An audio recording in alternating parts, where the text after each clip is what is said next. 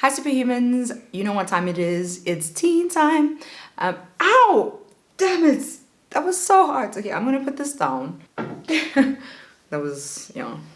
That didn't go well. For those of you who don't know or haven't seen any one of my previous tea time videos before, this is basically a video where I set up where I can be a lot more relaxed and laid back and just discuss very openly, maybe sometimes too openly, as you'll see from the last episode. I'll link that one down below if you haven't yet, but just so I can be very real and express some of the challenges and the ups and downs that I've been going through in my life. So without further ado, let's get into it. First thing that I wanted to talk about, which is actually a realization that I made recently, which is that I'm not completely comfortable with myself.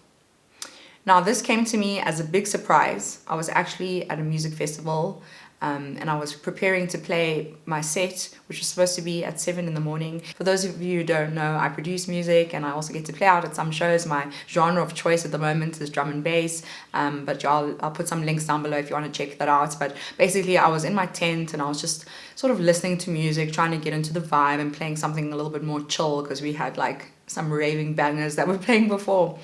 And then I started to feel very lonely and I started to feel like I just wanted somebody to be there with me. And I'm in the tent by myself at this time and I was 100% safe and, you know, I'd been chilling with my friends the whole time before, but then I realized just how much I crave the validation that I get from a relationship and that I don't have it on my own.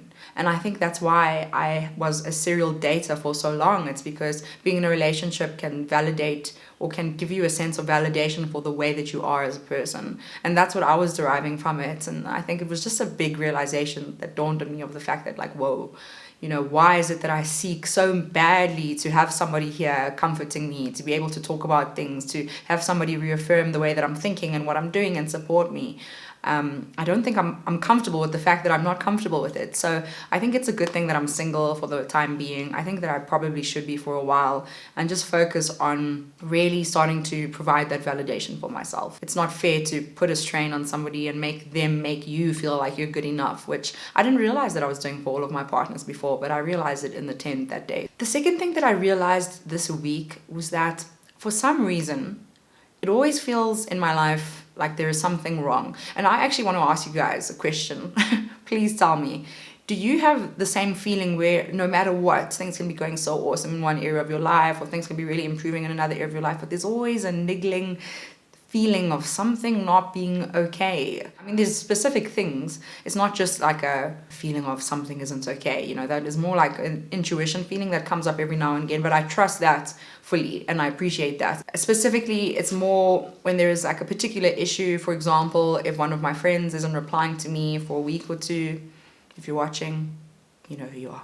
And then those sort of things can just really bother me, and then it gets me down, like too down, you know, for what it is. So I just want to know from you guys, do you have the same thing? Do you often feel like, oh, my life is so great except this? I don't know, but it's something that I realized this week, and I think it's something I should probably look at more closely, because in actuality I have a good life and I feel very blessed, and I feel, you know, there's ups and downs all the time. I feel depressed, I feel anxious a lot of the time, but overall it's a good life to live. Part of the reason why I'm so excited to do the life coaching training that I've just begun. I've just received my materials and I'm so excited for it, but I think I need the coaching probably, you know, just as much as eventually some of the people I'll see will need it. We all need life coaching, right? It's just that sometimes we do it for ourselves and sometimes other people do it for us. We can't rely on our brain to do what is best for us without conditioning it into doing so. The third thing that I realized recently is the power of time tracking, and I'm about to release a video this week on productivity and time tracking, and I hope that it will be as helpful for you as it's been for me. I've started to track my time and watch where every minute of every day goes, and it has been a very enlightening